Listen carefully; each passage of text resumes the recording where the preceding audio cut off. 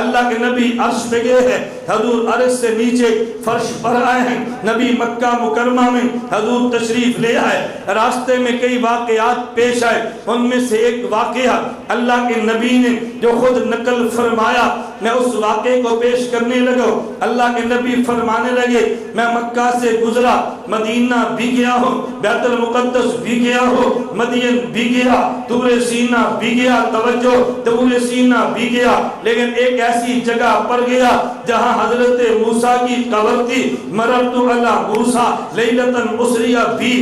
میں گزرا حضرت موسیٰ کی قبر کو، معراج کی رات گزرا، میں نے حضرت موسیٰ کو دیکھا، فرمایا مررت علی موسیٰ لیلۃ اسری بھی عند القصیب الاحمر، عند القصیب الاحمر، سرخ ٹیلے کے بعد حضرت موسیٰ کی قبر ہے، میں وہاں سے گزرا، وہ قائم یصلی فی قبرہ، حضرت موسیٰ قبر میں کھڑے ہو کے نماز پڑھ رہے تھے،